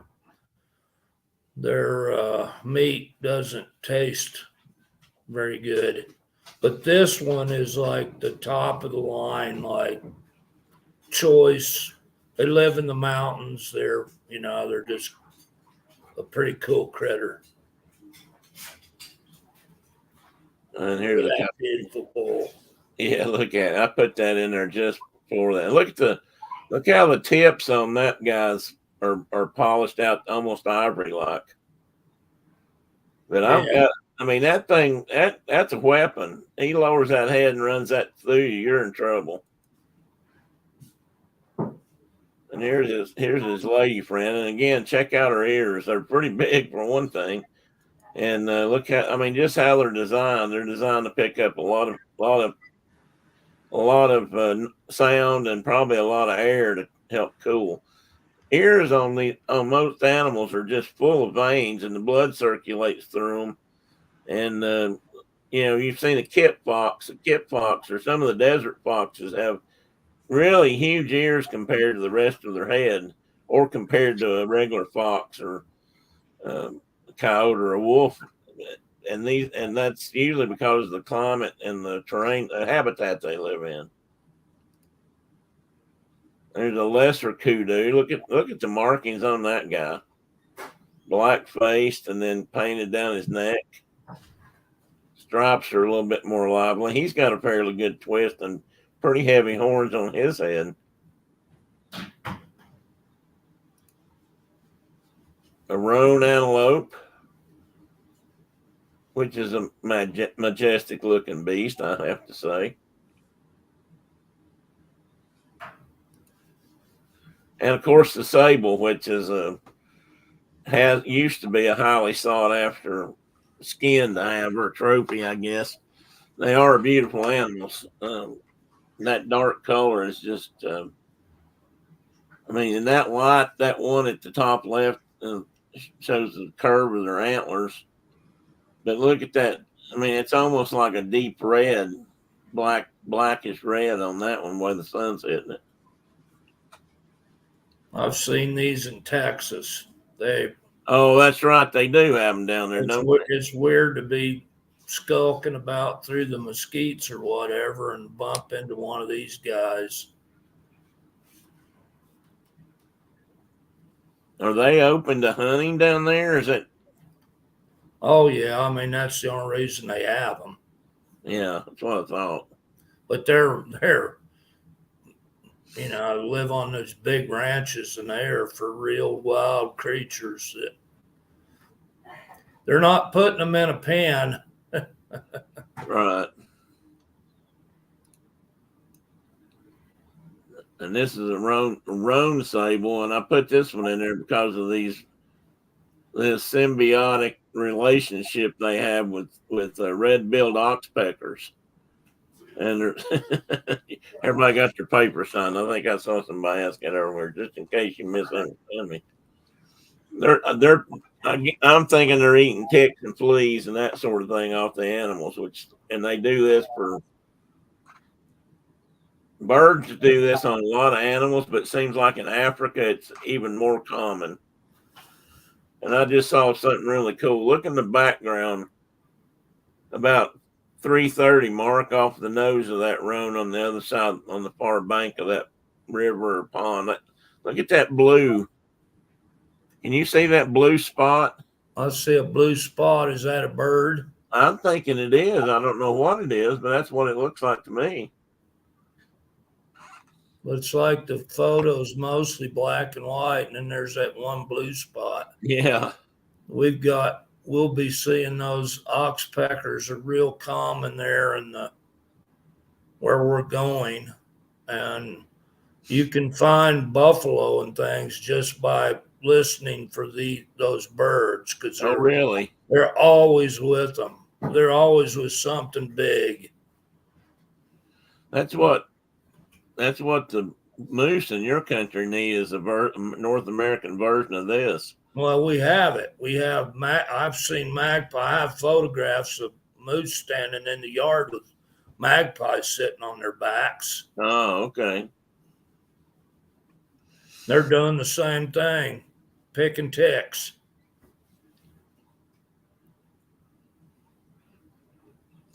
Then we got waterbuck, and these guys are a little smaller. These are still a pretty good sized animal. I mean, that you can see there beside the zebras, or zebras if you're British. They're small, a little bit. They may be a little smaller, but not a lot. This picture of the rump here is to show they've got the guy who wrote the article put that in there to show the accent. I guess if they're running away from you, that's what you see, a big white flag, which kind of reminded me of a mule deer or something. But I also read that if you get one of these guys cornered, they do live in marshy areas and things, and pretty much exclusively. And if you get one cornered in water, or and it's, let's say it's habitat, they don't hesitate at all to put these horns down and just run you through. They're sharp and they know how to use them. Apparently, they're quite a good weapon. So somebody had mentioned on one of the previous shows that they were in trouble. And there is another species of waterbuck that is threatened or something up in northern Africa. Yeah, I may have that one. This one is super common. Yeah. Anyway. I'd say especially around in the southern half of Africa, these things are a dime a dozen, I guess. But there is a species that's... That may be my next slide. I'm not sure. I can't remember what the next one is. Well, hang on just a minute and I'll show it to you, but I'm going to try to be a little bit prepared. No, next picture is really cool. But I'm going to get to that animal in a minute, I think. Look at these two guys, right? Trying to figure out who's that's the most dangerous antelope in Africa right there. Gemsbuck. Yeah, they're the ones that have hurt the most human beings, at least. Look at the horns on that guy. I mean, those things must be 4 or 5 feet long. They make bows out of those. Wow.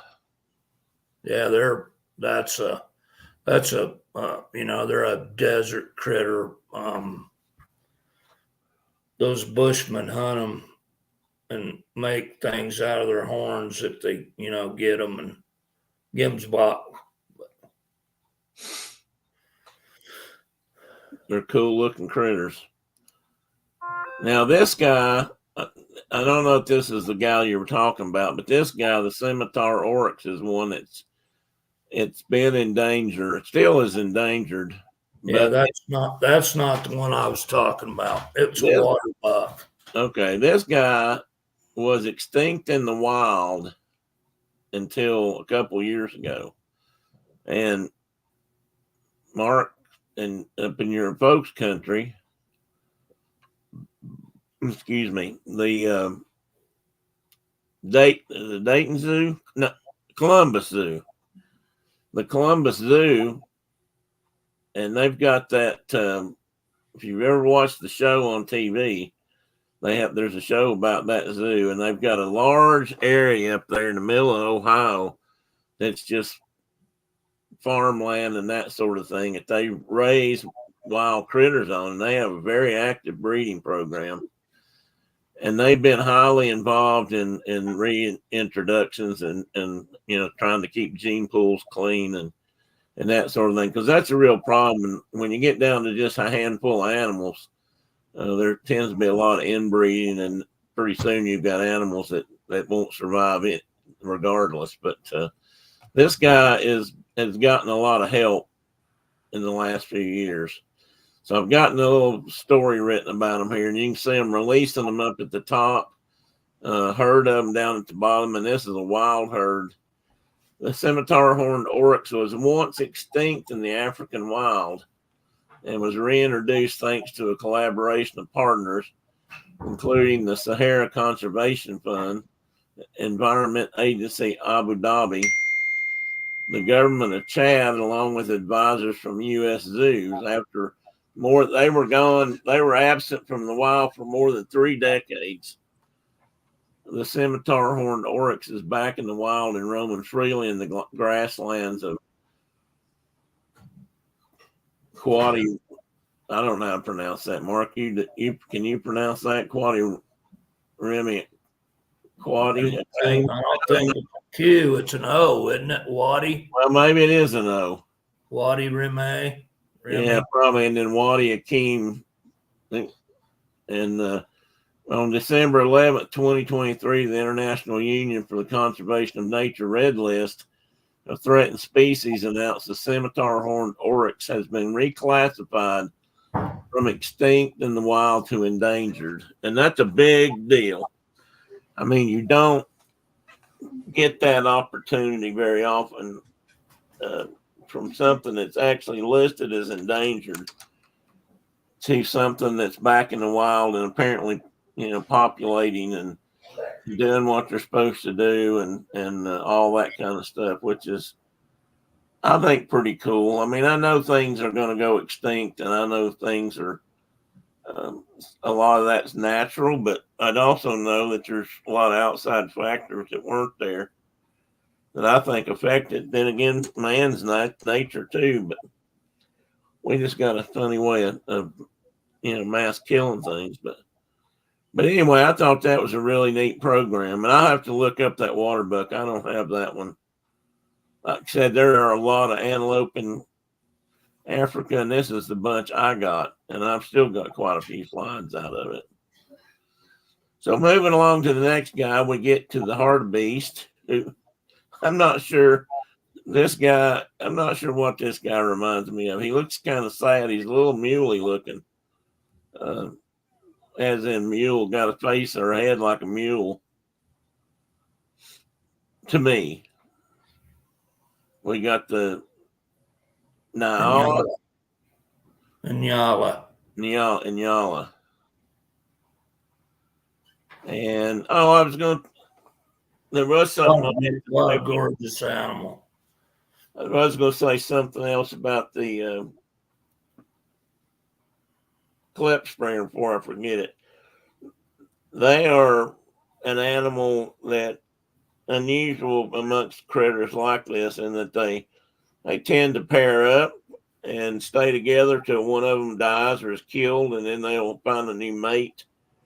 And so if you see one, you're probably going to see its a significant other with it at all times, and they take turns eating and things. If one is let's say the female's nursing a new calf and trying to eat or feed in the grass or something, the male will be up on something so he can look, and he'll be watching, and they swap out. They do that all the time, and they've been monitored in a while now, long enough to know that they actually do stick together, even in I don't know if there is such a thing as an off season down there, but they stick together until something happens to one. So I meant to mention that earlier.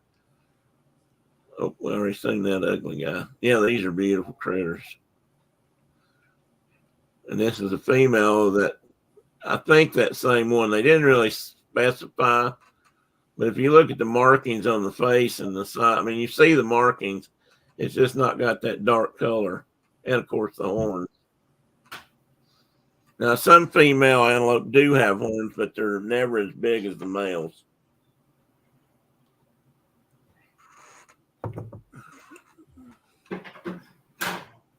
And don't ask me how they identify if one of them is a female and grows big horns. I don't know if they would identify as female or male. Pronouns are him and her, and him and her and him.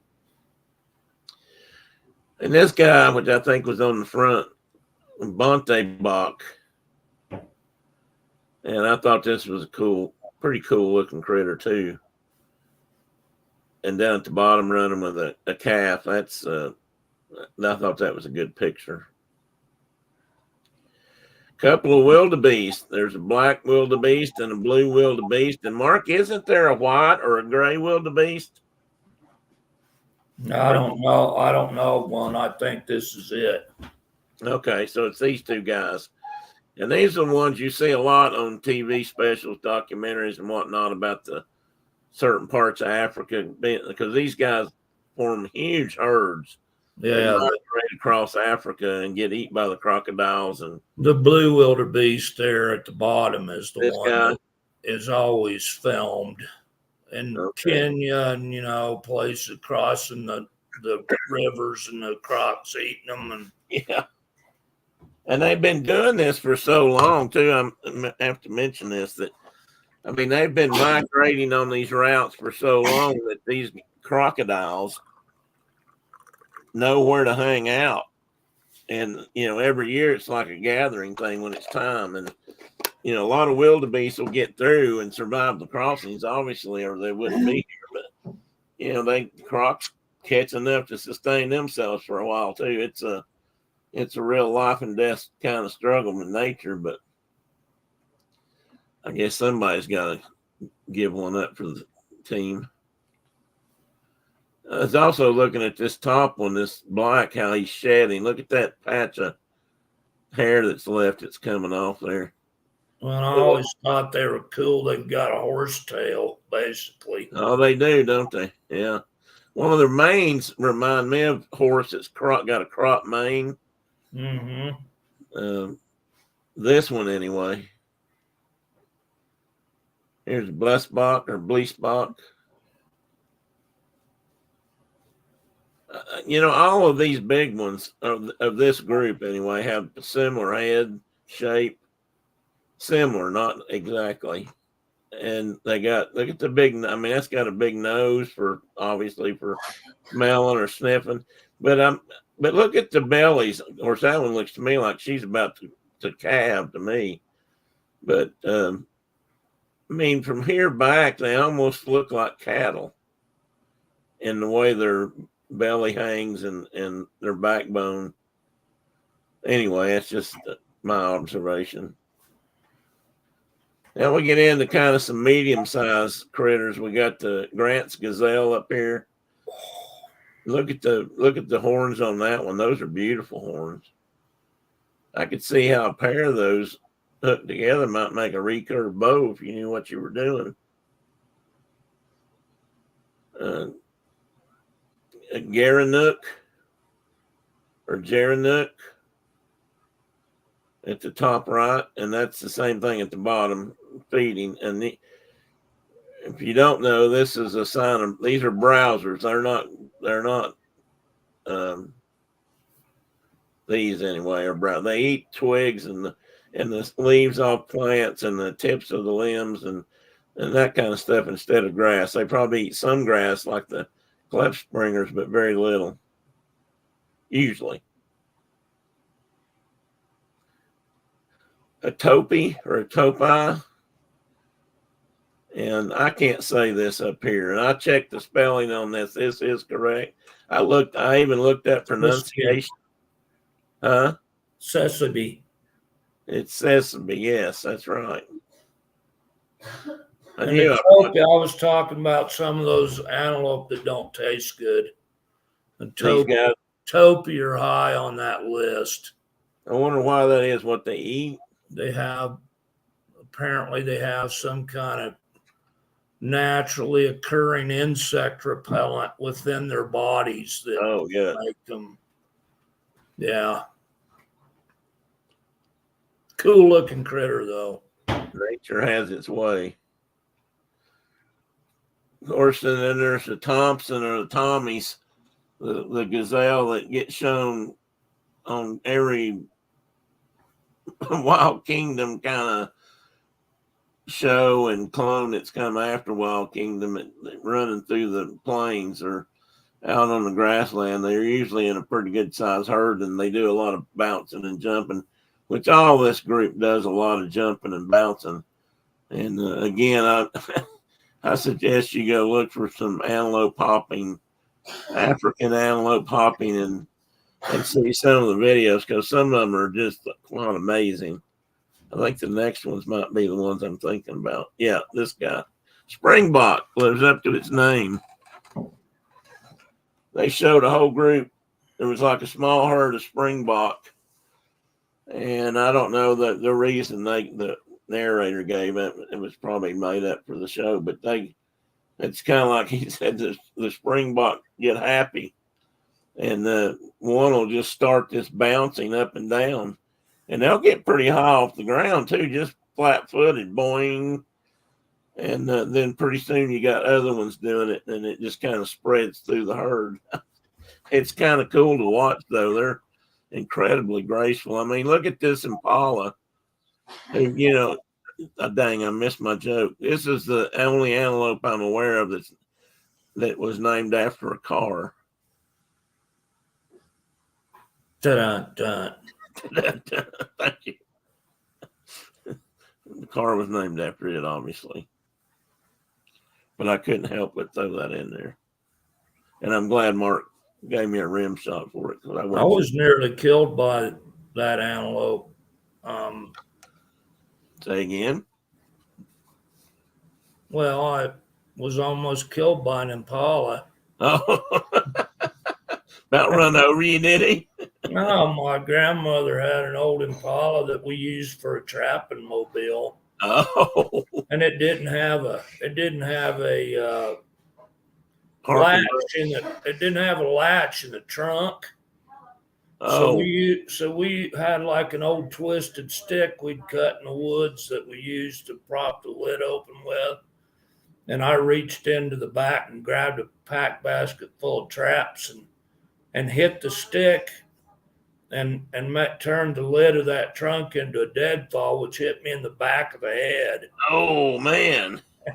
And down, I was knocked clear out, and I came to. Brad was laying on his back, kicking his feet in the air, laughing. Oh, he thought it was funny. Oh, yeah, because my legs were twitching and everything, Oh, jeez.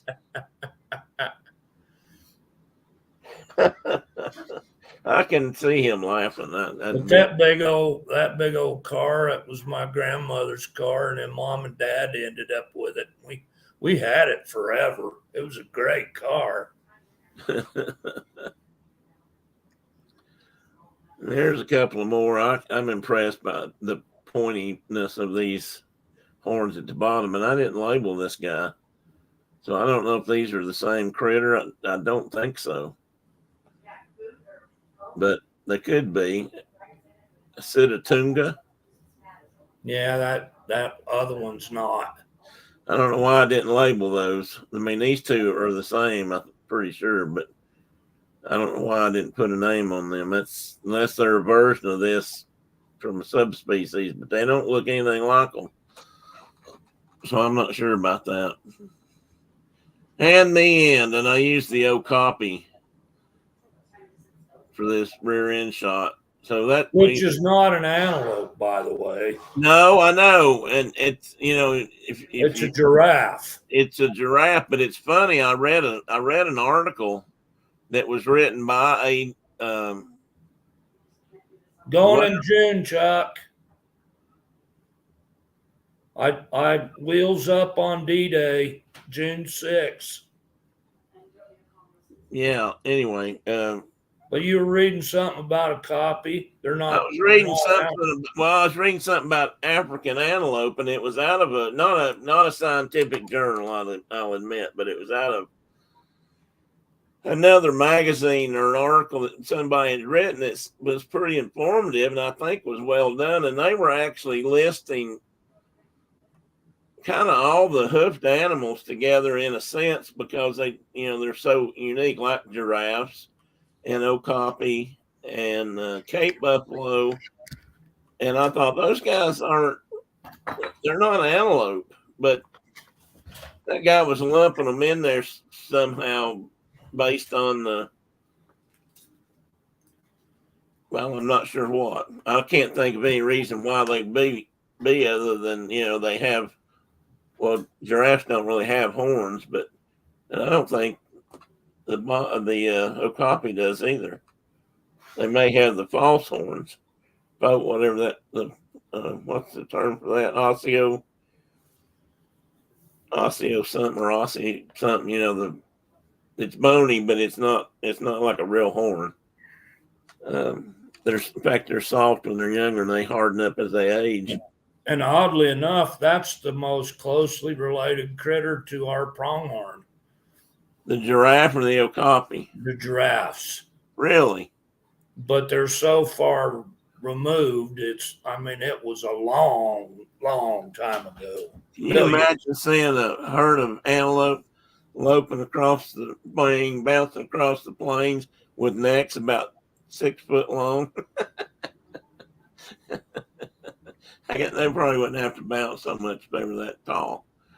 But they're cool. I love to watch when I've been out to visit Mark pretty much as long as he's been in the West to watch our pronghorns because they're really cool to watch in the wild.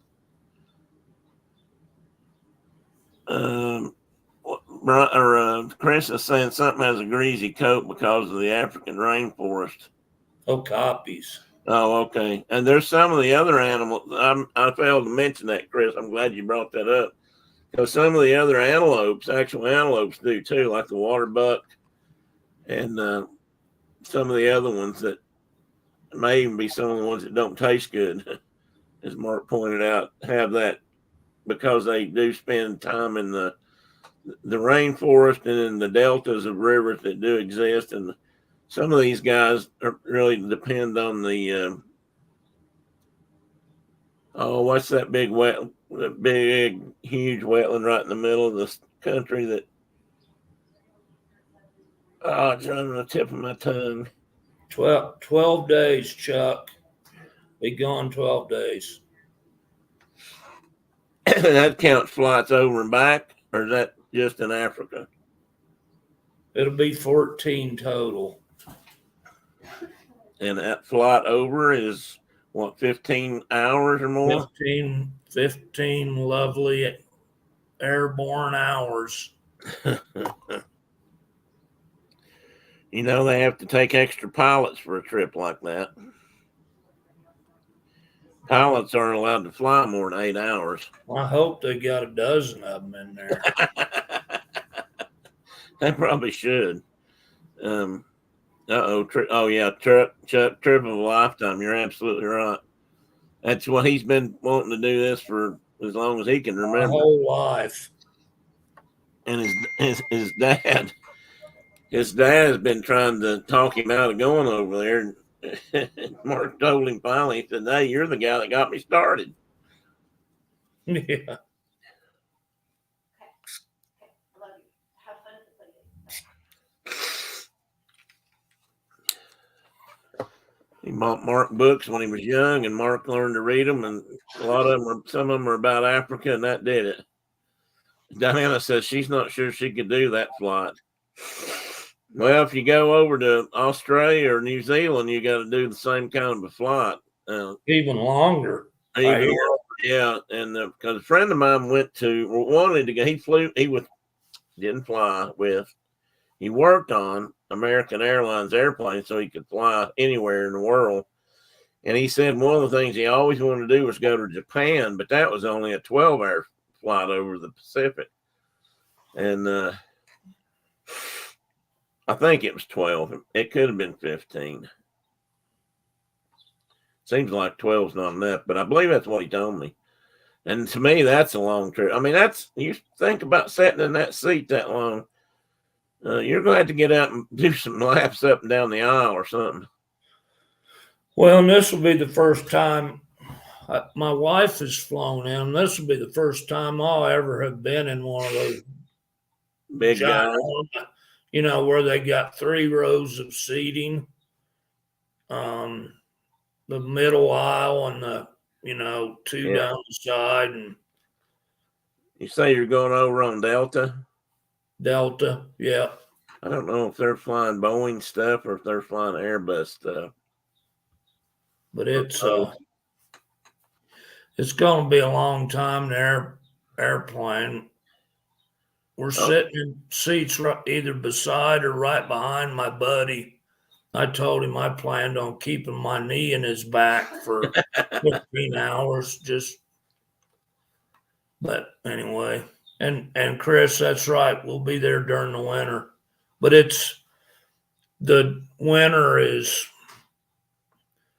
average daily high is like 70 and the average low is like 50. So it's not like it's winter. He thinks that Delta might have a bit of both because I was thinking one of the big Airbuses might be what you're going over there on you go out of Atlanta, right? Yep. I don't know how many people, I'm not sure how many airlines, Chris probably knows this. I'm not sure they use a lot of 747s anymore for those kind of flights. I think 747s are just about cargo planes now. And I just couldn't believe that when they they've got big twin engine wide bodies now that can make those kind of trips, still have enough fuel and room for people. And, it's just, that's a whole nother topic, obviously, but they're amazing.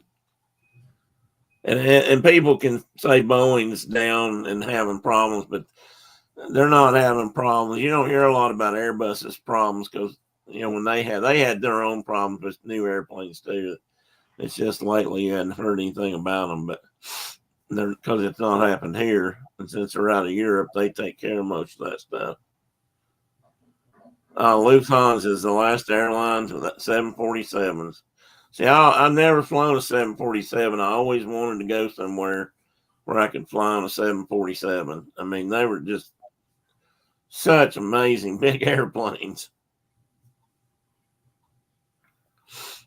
But yeah, that'll be. He's not going first class, Mike. You asked that question, I think.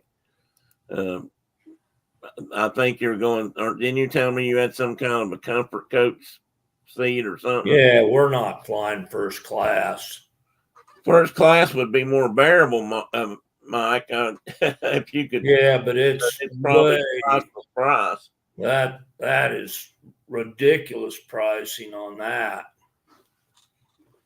Yeah, it's not cheap. Mike says his first flight to Florida. Oh, really, Mike? What year was that? Yeah, big bucks, Tina. You're absolutely correct. And that's a shame too, because I mean, well, you're getting a lot more room, but you can make the trip to South Africa in a 787, an A380, or an A350. Okay, well, there you go. 2013. Well, that's cool that you got to fly in one, because those guys, I guess those are 3 rows, a wide one in the middle, and then more narrow aisles down the sides for something the size of a 747. Those are impressive airplanes too. They're big. They're kind of like the C-5A of the civilian world. And there was I remember somebody I know that worked for Boeing that told me one time that some of the problems they had early on with the C-5A, the Lockheed, that the military used for years,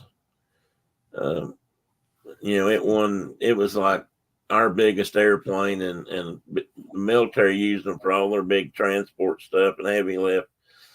And there was a competition basically between them and Boeing to come up with the airplane for that. And Boeing's answer was the 747, and Lockheed's was the C-5A. And I've heard stories that Boeing pushed that hard, and in the end, Lockheed won, but because they had to hurry, that's probably part why they had some issues, which I don't doubt. Haste makes waste when you're talking about airplanes. We got to Florida fast. We had a tailwind. Oh, well, yeah, you probably did coming down from your direction. Probably didn't have one going back, Mike. It probably took forever. Couple hours or 30 minutes in an airplane sometimes can feel like a long time. When I first couple of times I flew west to go to school for airplane stuff, the trip from Nashville to Dallas, Texas was 4 hours in a 727 and going, but coming back it was less than 3 hours, because we almost always had a big tailwind when they got to altitude. Tina says I was 10 years old, or maybe she don't mean 10. I was today years old when I understood that a B something is Boeing and an A something is Airbus. Yeah, pretty much, Tina, that's correct. Kay says they live close to Lockheed. Yeah, I bet you do down there. 45 minutes ahead of scheduled pilot time. Yeah, I don't doubt that, Mike. Takes 2 hours and 50 minutes for us to get from Syracuse to Orlando. That's not bad, Tina. It takes us almost that long from Knoxville. Let's see here. Kay wants to go along. Yeah, I'd love to go too, Kay, for just maybe a visit. I'm trying to see if I missed any other comments. I don't know. I might carry this whole Africa story one more week, and talk about the guides and things like the one Mark's going to. You can find these guys on the internet and read their stories, and a lot of these guys do both kinds of trips. They do just photographic safaris and sightseeing trips and hunting safaris still. And they make, I don't know, these days, I don't know, I guess they probably make most of their money off of just sightseers or tourists, but they still do the great African hunts if you can afford that. And they are more expensive. You do pay a premium price to harvest an animal over there, and in the end, most of the animal stays there. It doesn't come back. You can't bring, I don't even think you can bring a hide back I'm not sure about the hide, but it's not like it used to be where you just ship the whole animal back, or And Mark, I'm sure Mark can explain this better than me, but today you can't do all that. Have a great day. Everyone got to take Walter to the dog park to meet up with his buddies. Mike, keep him away from the rest of the boy dogs now. You understand that birds and bees stuff better than he does, so be careful with him. Mark, last week he got beat up by another dog because we decided to hump some husky, and the husky took offense. There you go. Walter has turned into a humper. He's a blood hump. He's the subspecies of the bloodhound. I'm gonna take off too. All right, buddy. It's 12. I got through that pretty quick, actually. I'll talk to you soon. Congrats on the house, brother. All right, we're going tomorrow. I'll try to get more pictures and so I can post stuff. Like I said, I've got pictures on here that Brenda took, but I can't. I'm having trouble getting them transferred for some reason. I'll just got to do it the slow way, I guess. Anyway, all right, everybody, good to see you. You take care of yourself, buddy. Hope you feel good. Or better, at least. Well, guys, I hate to steal the line from the car gaze, but you've wasted another 2 hours with telling Mark in the teepee today. So just think about us this week when we're sitting here packing up all of our stuff, figuring out where that safe's going to go and who's going to carry it, and where we're going to put it when we get it to the house. Although I think we've kind of got that figured out, maybe. Oh, yes, we did, Kay. Sorry, you missed that part. We did find the house. I don't know if you saw my Instagram post in the Saturday Morning Shine chat page, but it's in there. The one we got is the one with the red house or red front door on the small building that's actually a historic law office. It's ICAM and Airborne. Did I miss the other half of that statement? I know what that's about for, but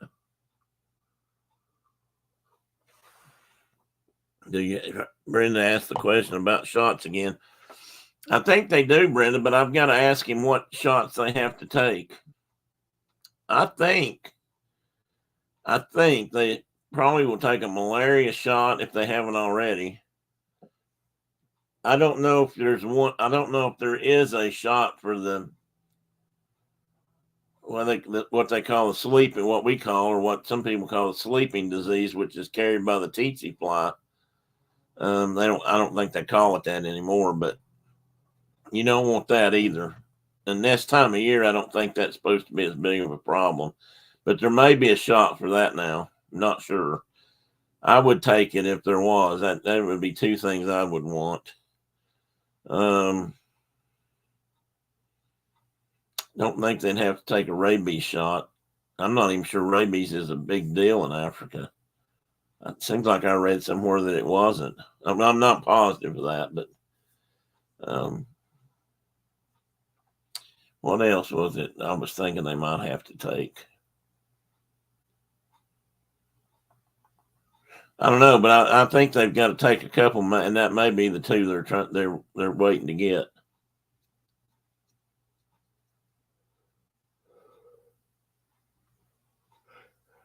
Oh, excuse me.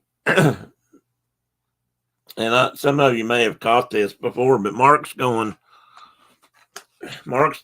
strictly to do a little bit of bow hunting, but mostly he's going to look and to see and to visit in that fashion himself. I think Shauna bought a new camera for this trip, and okay, it did. Well, that doesn't necessarily mean it'll get rabies, but hopefully it's up to date on its shots. Not that all bats have rabies either, but most bats have some latent version of it. Has always been my impression. But at the same time, I never worried about it when I was handling. But then again, I used to be vaccinated for it. And humans can be vaccinated for it. It's a 3-shot combo. You take one, and then I think you wait either 2 weeks or 21 days. So 2 weeks or 3 weeks.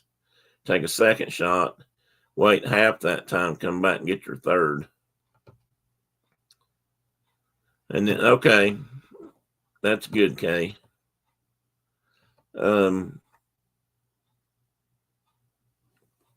We had, I don't know, I mean, I caught one here in the house not a few years ago. It came crawling out around the chimney. There was a gap up here in the wall that I hadn't paid any attention to, and I saw back come crawling.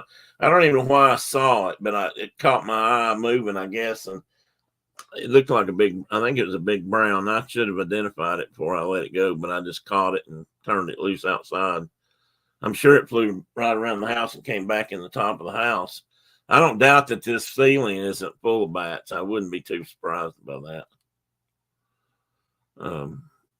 That's not that unusual down here that some bats live in roofs or attics. They will live where they can. Our realtor sent another form for us. Okay, babe. Is it time sensitive? I'm going to get off here just in a minute anyway. Make this a normal day, not make it a super, super long day. Wow, I'm up to 134 subscribers. And I just refreshed my window. Now I'm down to 133. Damn, somebody unsubscribed. I must have made somebody mad. Oh, it came down your chimney, and it caught it in your house. Interesting. Well, they're basically rats with wings, but their heads look more like their face and mouth. If you look at them up close, they look more like a fox. And man, do they have a mouthful of teeth. When they open that mouth up to defend themselves, they are quite impressive for such a small animal.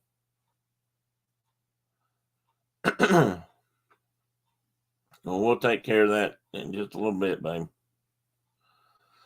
Well, guys, I would say everyone have a wonderful day. I'm heading out. All right, Carol, thanks for coming in. I always love having you in, and I hope you have the rest of the weekend is good for you. And we'll send out notices when it's time to move, and you guys can all come over and help us move.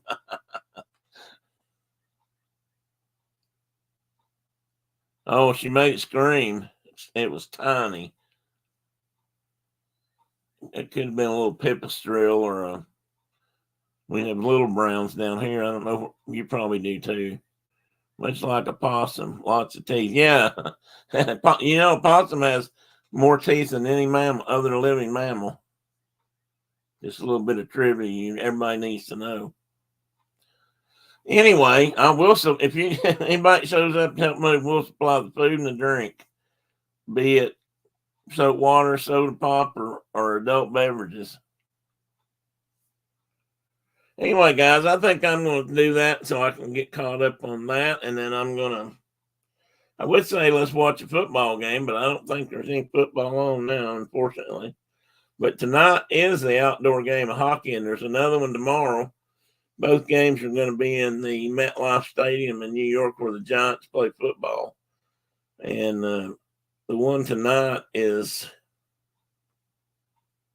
well, John said it a minute ago, it's the Devils and somebody, Philly.